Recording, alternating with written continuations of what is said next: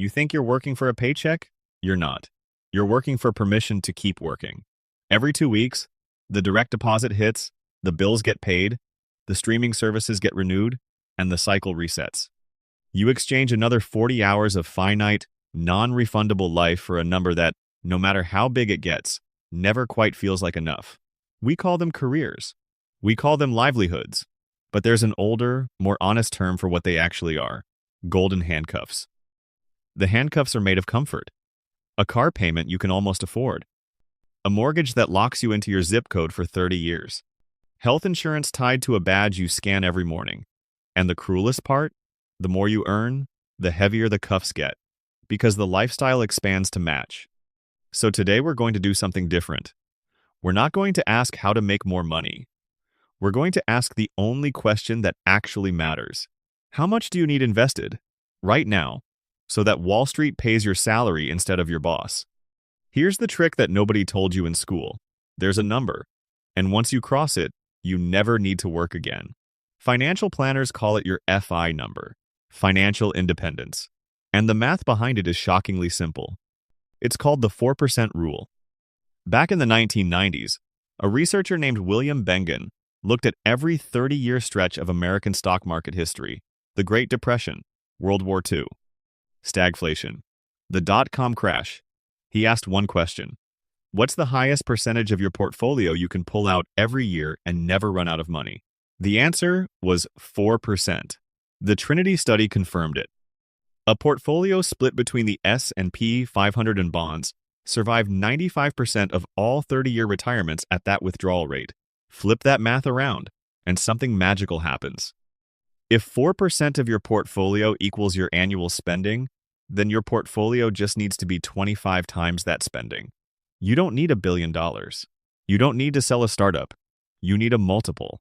Let's run the numbers. According to the Bureau of Labor Statistics, in the first quarter of 2026, the median weekly earnings for a full-time American worker came in at $1,235.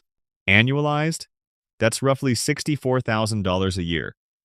Let's call it $60,000 after a little tax friction. That's the median individual income, right down the middle of the American workforce. To replace it forever using the 4% rule, you multiply by 25. 60,000 times 25 equals $1,500,000. $1.5 million invested in low-cost index funds, and Uncle Sam's median worker never has to file another W-2 form. The dividends and the growth do the work that your spine and your sleep schedule used to do. That's the median anchor, $1.5 million, to buy back your time. Now, let's level up. The six-figure salary, $100,000 a year. For most American families, this is the psychological promised land. It's the number that shows up on Zillow filters and engagement ring budgets. It's the symbol of, we made it. So, how much do you need to replace it? 100,000 times 25 equals $2,500,000. $2.5 million in your brokerage account, your 401k, and your Roth IRA combined, and a $100,000 paycheck shows up every year, automatically, whether you wake up at 6 a.m. or sleep until noon.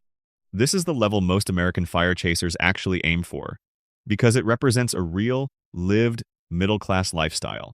A house, 2 cars, travel, college for the kids.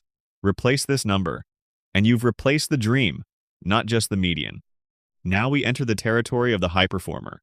The $250,000 salary, tech principal engineer, senior physician, big law associate, sales executive.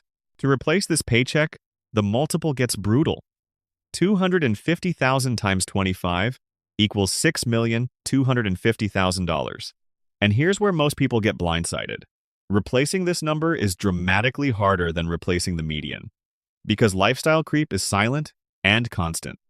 You upgrade the car, you upgrade the house, you upgrade the vacations. The savings rate stays the same, but the goalpost moves further out every year. The fat fire chaser isn't just saving for a future paycheck, they're saving against their own future self. $6,250,000 only buys back your time if your spending stops climbing. Otherwise, the finish line walks away from you faster than you can chase it. Now, there's a silent partner in every one of these numbers. The tax man. Replacing $100,000 in California is not the same as replacing it in Florida. In California or New York, state income tax can shave 9 to 13% right off the top. In Florida, Texas, Tennessee, or Nevada, that bite is zero. The same portfolio replaces 10 to 15% more lifestyle, just by changing your zip code. This is where the Roth IRA becomes the fire chaser's secret weapon. You pay tax on the money going in, but every dollar of growth, every dollar of withdrawal in retirement, comes out completely tax-free. A $2,500,000 portfolio with a heavy Roth allocation in a zero-tax state can functionally replace a $300,000 pre-tax salary. Same money, different rules. The wealthy aren't just rich, they're tax efficient. Now, the brutal truth nobody tells you. The first $100,000 is the hardest dollars you will ever save. Charlie Munger famously said it. The first 100 grand is a bitch. You're saving against student loans, against rent, against the social pressure to look successful before you actually are. Almost every dollar comes from your sweat. But once you cross that line, something shifts. At a 10% average S&P 500, return $100,000, earns $10,000 a year, just sitting there? That's a part-time job, working for you while you sleep. By the time you hit $500,000, the market is earning $50,000 a year on your behalf. By $1 million, the compounding eclipses what most Americans earn at their day job. You stop pushing the boulder starts pulling you. And this is where the real transformation happens. It's not about money, it's about identity. An employee trades time for dollars. An asset owner trades dollars for time. The moment your investments earn more than your job, you stop being a worker and start being a capitalist. Whether you wanted the title or not, the shareholders you used to resent, you become one of them.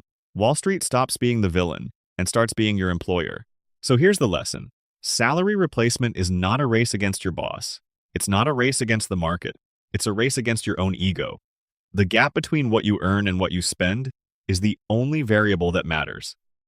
A median earner with a 50% savings rate hits financial independence faster than a fat fire chaser who saves 10%. The number isn't your salary. The number is the gap. Close the gap, buy the index, and let compound interest do what no human boss ever will. Pay you, forever, to simply exist. Because freedom isn't a paycheck. Freedom is the day the math finally outruns the alarm clock. If you liked this video, hit subscribe. I'll see you in the next one.